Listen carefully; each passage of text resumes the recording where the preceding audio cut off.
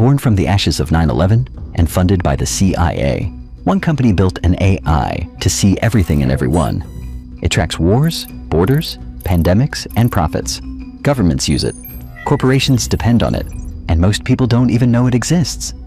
This is Palantir, the most dangerous AI company in the world. September 11th, 2001.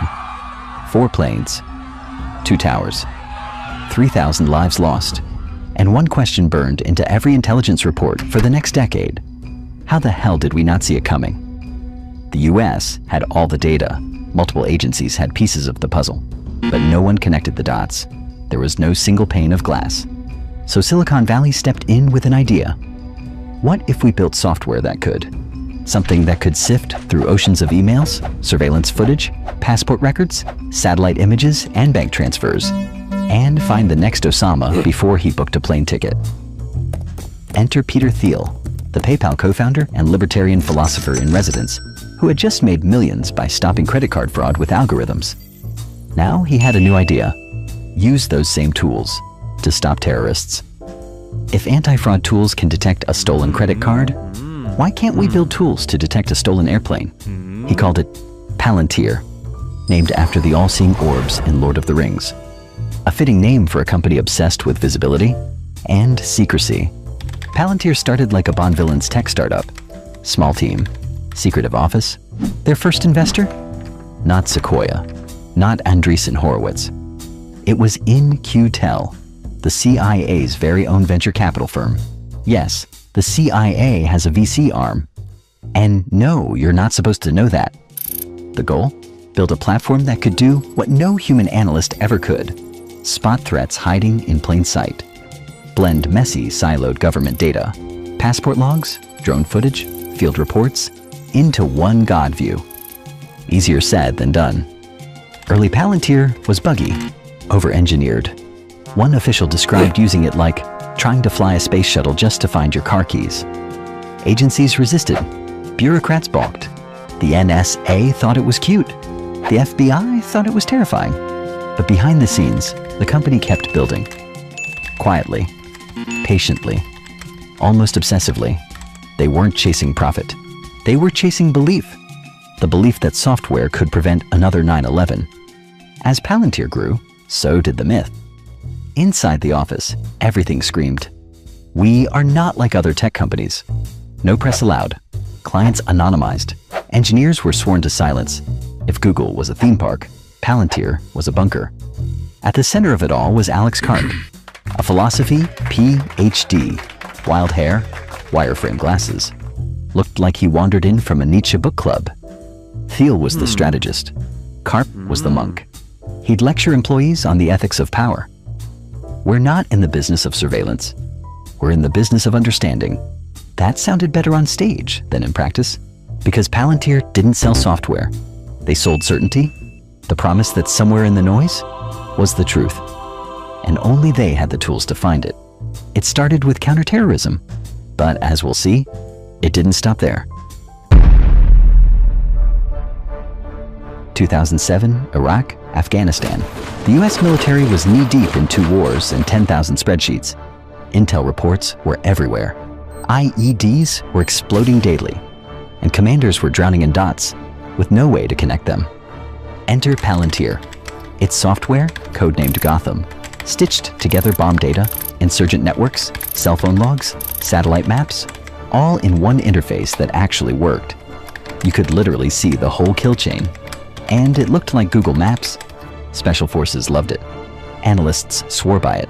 Generals started requesting it. The Department of Defense took note. Palantir didn't just show you who planted the bomb. It showed you who bought the phone, who sent the money, who met with whom, when, and where. Now Palantir built this technology to find enemies of the state. But the terrifying reality is, you don't need to be a target of the CIA for your data to be mapped, tracked, and sold. Right now, thousands of data brokers are collecting and trading your personal information, your full name, home address, and financial history without you ever knowing about it. And that is why today's video is sponsored by Incogni. This isn't just about spam, it's about safety. Scammers use this data for identity theft, and stalkers can literally buy your address to find where you and your family sleep. Scrubbing this data yourself takes years. Incogni does it automatically. You can see on my dashboard right now, they are actively forcing brokers to delete my profiles. They also just launched a massive new tool, the custom removal feature, on their unlimited and family plans. If you find your info exposed on a specific people search site, you don't have to wait. You just paste the URL, and Incogni's privacy agents will take care of the rest. They can't harm you if they can't find you. So, take your personal data off the market. Go to incogni.com/crayoncapital and use code crayoncapital for an exclusive 60% off. Again, that is incogni.com/crayoncapital, code crayoncapital for 60% off. The link is in the description below. Protect yourself before your data ends up in the wrong hands. Now back to the video. The promise had become a product, and for once in military tech history, the troops wanted the new software, not because it was mandated, but because it might actually save their lives. But in Washington, if you're not invited to the table, you're probably on the menu. And Palantir was not invited. While soldiers were praising it on the ground, back in DC, things got ugly. Who the hell are these guys? No contracts, no clearance, no golf retreats. They're not in the club. Palantir had no lobbyists, no revolving door hires, no steak dinners with procurement officers. When the Army tried to award a $200 million intel contract to a legacy contractor, no competition, Palantir did the unthinkable. They sued. Yes, a Silicon Valley startup sued the US Army and won. A federal judge ruled that the Army had broken the law by refusing to even consider Palantir's software, even though soldiers were already using it in the field. The message was clear. Innovation wasn't optional anymore, but neither was controversy. By now, Palantir had proven itself in war zones. So the question became, what else could it do? Turns out, a lot. Immigration and Customs Enforcement signed on. The Department of Homeland Security followed. Soon, Palantir was being used not to fight terrorists abroad, but to track people at home. Software that once helped stop IEDs was now identifying undocumented workers, mapping social networks, predicting threat levels. This guy's cousin rented a truck near a known safe house, suggesting he may be a courier. Recommend detention. Translation: his cousin drives a Honda. Pick him up. Civil rights groups were alarmed. Immigrant communities felt surveilled. And inside Palantir, some employees started asking, is this what we signed up for? Internal letters leaked. Protests bubbled. One engineer resigned, saying, I wanted to stop terrorists, not deport families. But outside the office, contracts kept coming. More agencies, more money. The mission had expanded and blurred. Palantir was no longer just a counterterrorism company. It had become something else. A surveillance platform, a battlefield algorithm, a state-sponsored crystal ball, and it was just getting warmed up. By the late 2010s, Palantir had conquered war zones, outfoxed the Pentagon, and racked up contracts with nearly every three-letter agency. But there was one battlefield still untouched: corporate America. Not because Palantir didn't want in, but because, for years, they claimed they were above it. We don't mine user data like big tech. We build software for governments that saves lives. And that was true. Until they realized governments move slow. CEOs sign checks fast. Therefore, enter the pivot. Palantir launched a new product, Foundry, basically Gotham's friendlier, cleaner cousin. Still powerful, still scary. Just now in a buttoned-up suit instead of combat boots. Foundry integrates all your enterprise data, then tells you how to fire Dave from logistics. Suddenly, everyone wanted in. Oil giants used it to optimize drilling. Pharma companies used it for clinical trial pipelines. Hedge funds used it to predict markets before your Bloomberg terminal could blink. We used to make decisions with intuition. Now, I make them with this magic rectangle. Within a few years, Palantir had quietly become a digital consigliere for Fortune 500s, helping them make decisions faster, leaner, and often without understanding how. See, Palantir doesn't just show you dashboards. It doesn't just give you options. It tells you what to do. Shut down Plant 3, reroute shipments, increase stockpile in Region 7. But what if I said plant 3. During COVID-19, it was everywhere. The US government used it to track outbreaks, distribute vaccines, manage supply chains. Hospitals used it, airlines used it. Even the British government used it to forecast where the next PPE shortage would hit. And here's where it gets weird. No one outside Palantir really understands how the system works. Not fully. It's not a spreadsheet. It's a black box with influence.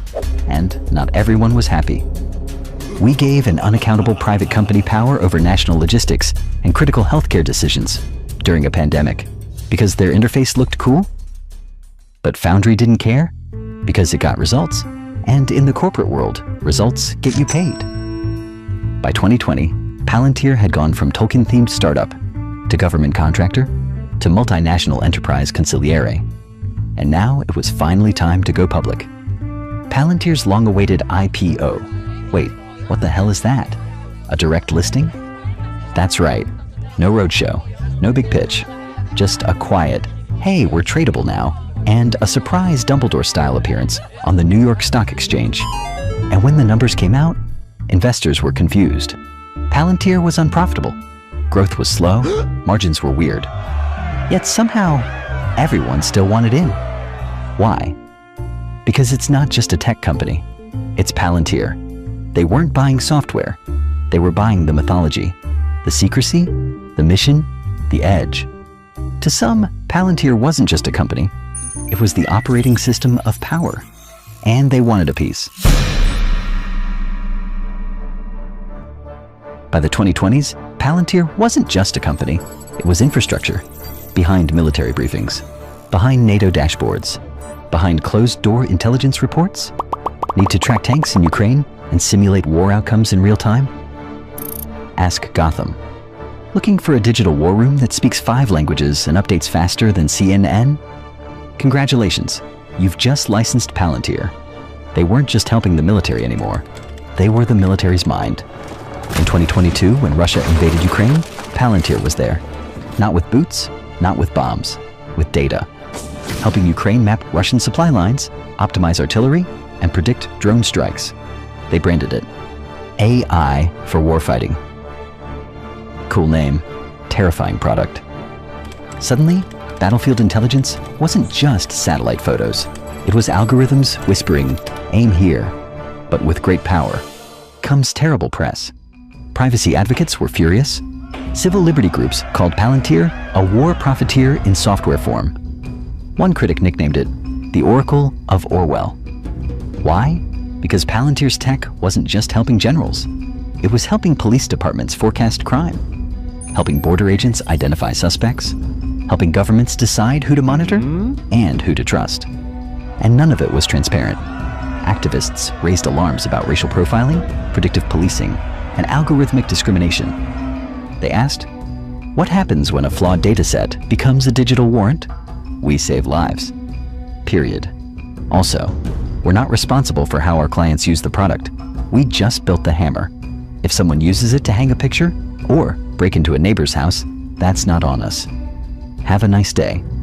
Internally, Palantir insisted they were the moral tech company, that they refused to work with China, that they drew the line at authoritarian regimes. But the line between defense and domination, it was getting blurrier by the day. Palantir had built the world's most advanced data fusion engine, so naturally the next step was to stop predicting war and start predicting everything. Palantir moved into AI decision-making. They called it Meta Constellation because Skynet was taken. Want to simulate economic collapse, disease outbreaks, civil unrest? Foundry could do that now, and not just react to the future. It could suggest how to shape it.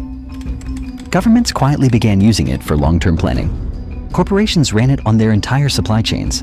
Palantir began calling itself the operating system for the modern enterprise, and possibly the modern state. But here's the real question. When a single company knows more than your cabinet, your generals, and your central bank, who exactly is in charge? Because for all its secrecy, one thing about Palantir is clear. It was never just about software. It was about power. The kind that's invisible, unaccountable, and always watching. It began with a promise to stop the next 9/11, a tool to protect, not to rule. But over time, the mission blurred, and now it helps shape the world it once tried to defend.